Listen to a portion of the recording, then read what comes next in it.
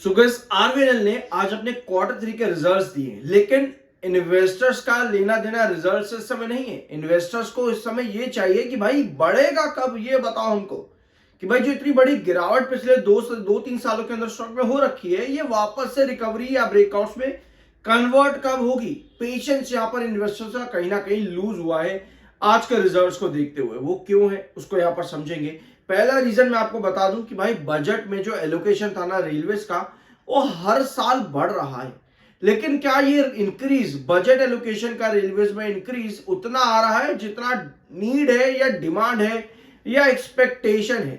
अब ये सब चीजें हो जाती है इंपॉर्टेंट रेलवेज के लिए, और इनको मैंने डिस्कस किया था आरवीएनएल के लास्ट वीडियो के अंदर कि आपको बजट में क्या मिला है और आगे आरवीएनएल किस तरह से काम कर सकता है।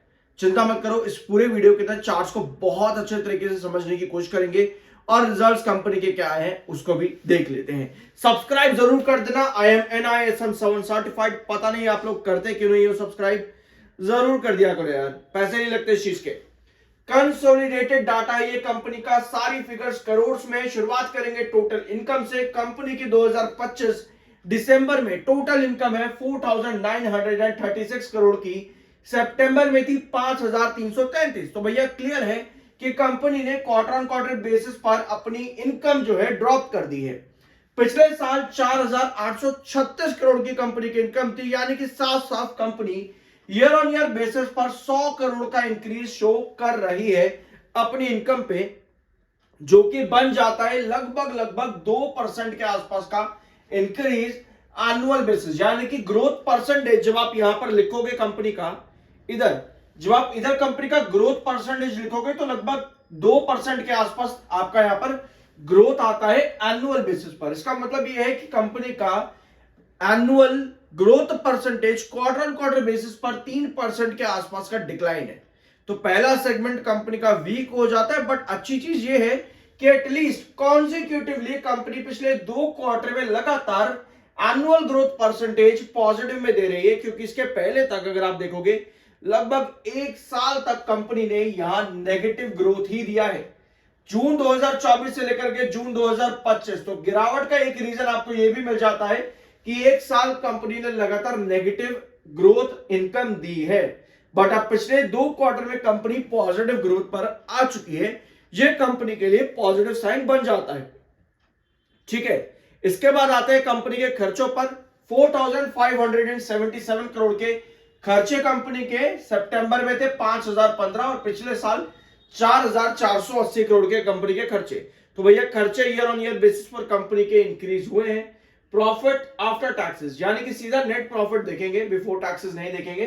Net profit after taxes 324 crore का है कंपनी के इस बार प्रॉफिट। सितंबर में था 230 करोड़ और पिछले साल दिसंबर में 311 करोड़। यानी भाई साफ है कि कंपनी ने क्वार्टर ऑन क्वार्टर बेसिस पर भी और ईयर ऑन ईयर बेसिस पर भी प्रॉफिट पर पकड़ बनाई है इस बार। यानी कि एनुअल बेसिस पर कंपनी का प्रॉफिट 13 करोड़ इंक्रीज होता है, जो कि ग्रोथ कितना है, ये ग्रोथ है कंपनी का 4% एनुअल ग्रोथ। भैया 4% एनुअल ग्रोथ क्या कंपनी टिका पाएगी यहां पर अपने पिछले क्वार्टर से? भैया यहां भी सेम काम कंपनी ने किया हुआ है। सितंबर में कंपनी का ग्रोथ था मात्र -20%, जो कि भैया असल में डिक्लाइन है बड़ा। बट अगर आप पिछले 1 साल यहां पर भी अगर आप देखोगे ना, पिछले 1 साल में, बल्कि 1 साल से ज्यादा यहां पर, क्योंकि सितंबर भी आपका ऐड हो जाता है इधर, जहां सितंबर में कंपनी ने -20% दिया था, और पिछले साल जून भी अगर आप देखोगे तो भैया 1 साल प्लस 1 क्वार्टर और कंपनी इतने लंबे टाइम से माइनस प्रॉफिट ग्रोथ पर आ रही थी। तो लंबे टाइम के बाद जाकर के कंपनी ने 4% का प्रॉफिट ग्रोथ दिया है, जो कि बहुत बढ़िया बात है। तो ये रिजल्ट मेरे हिसाब से बहुत सुंदर है, बहुत अच्छा और बहुत ही प्यारा रिजल्ट मेरे हिसाब से कंपनी ने दिया है। ईपीएस भी कंपनी का बढ़ चुका है, 1.55 रुपीज का कंपनी का इस बार ईपीएस आया है। तो भैया ये रिजल्ट ना बहुत अच्छा है। कंपनी ने फाइनली अपने पिछले 1 साल के बेंच को तोड़ा है, जो कि माइनस में चल रहे थे, और पिछले दोनों ही क्वार्टर में कंपनी ने रिवेन्यू को पॉजिटिव किया है, और दिसंबर में कंपनी का फाइनली 1 साल से ज्यादा के बाद में जाकर के प्रॉफिट ग्रोथ भी पॉजिटिव में आया है। ये अच्छी बात है। इसके साथ कंपनी ने डिविडेंड भी अनाउंस कर दिया है। इंटरिम डिविडेंड कंपनी 1 रुपए पर शेयर का दे रही है, ऑल्दो 1 रुपए पर शेयर के डिविडेंड से इन्वेस्टर ज्यादा खुश नहीं होंगे जरूर, 11 फरवरी की कंपनी ने रिकॉर्ड डेट रखी है और पे आउट आपके अकाउंट्स में शुरू होंगे 6 मार्च से। ठीक है, तो ये 2 डेट्स नोट कर लेना। टेक्निकली स्टॉक न्यूट्रल है, 41.7 का एमएफआई, 42.9 का आपका आरएसआई है। अगर यहां तक वीडियो क्लियर है, मजा आया, अच्छा लगा तो सब्सक्राइब करते हुए हिचकिचाना मत। I am NISM 7 certified. ये है RVNL का चार्ट। मैं आपको यहां पर लॉन्ग टर्म चार्ट दिखा रहा हूं, उसके पीछे का रीजन क्लियर होना चाहिए। वो ये है कि स्टॉक में आपको ट्रेजेक्ट्री देखने को मिलती है भाई, हायर हाइज और लोअर लोज वाली। ठीक है, RVNL की ये कहानी लंबे समय से चलती हुई आई है कि यहां पर हायर हाइज और लोअर लोज देखने को स्टॉक के अंदर बार बार मिलते हैं। एक ही कहानी को स्टॉक बार बार रिपीट कर रहा है। 2025 में भी 3 बार और 2026 में भी कंपनी ने यही काम किया एक बार फिर से। अब इस पूरे हायर हाइज और लोअर लोज में आपको एक कंसोलिडेशन मिलेगा, बड़ा ही प्यारा सा। वो भैया क्लियर आपको दिख रहा है 304 से लेकर के 318 के बीच में। 304 से 318 के बीच में प्रॉपर कंसोलिडेशन जोन यहां पर आपको स्टॉक में नजर आएगा, जहां 2025 में भी और 2025 के शुरुआत में भी स्टॉक में आपको कंसोलिडेशन दिखा था। यानी कि ये एक इंपॉर्टेंट बेस लाइन स्टॉक के लिए हो जाती है 304 से लेकर के 318।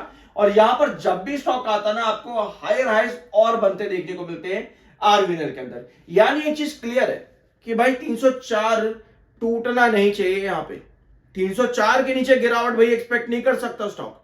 अगर आती है तो भाई फिर बड़े फॉल के लिए स्टॉक चले जाता है, जहां पर आपका नेक्स्ट बेस लाइन बनता है लगभग 280 के पास में, 280। तो भैया 304 और 318 जब तक ये टिका हुआ है स्टॉक, और यहां पर मार्केट खराब कंडीशन पर भी, नेगेटिव मार्केट्स पर भी अगर ये दोनों ही ट्रेंड्स टिक जाते तो पॉजिटिव मार्केट में आपको यहां पर फिर से हायर हाइज देखने को मिलता है। लेकिन हायर हाइज और लोअर लोज के इस पूरे कहानी में आपको एक चीज, एक पैटर्न सेम मिलेगा, एक पैटर्न सेम मिलेगा। वो पता है क्या है आपका? एक बार ब्लैंक स्क्रीन पर आओ।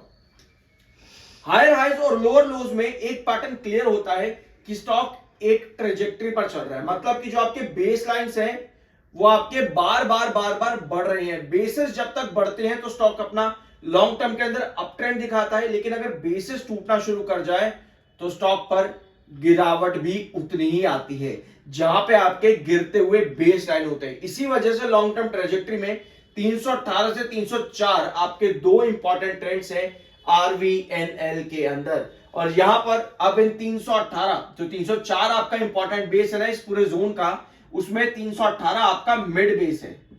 ठीक है, 304 से 318 में 318 का आपका मिड बेस है।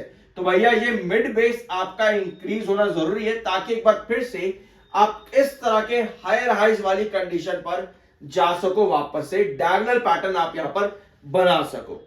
आई होप कि ये वीडियो क्लियर है, आपको यहां पर क्लैरिटी मिल चुकी होगी लॉन्ग टर्म के अंदर स्टॉक किस तरह से काम करता है RVNL लिमिटेड। आई होप कि ये वीडियो आपको अच्छा लगा होगा, सब्सक्राइब जरूर कर देना। मिलता अगले वीडियो में।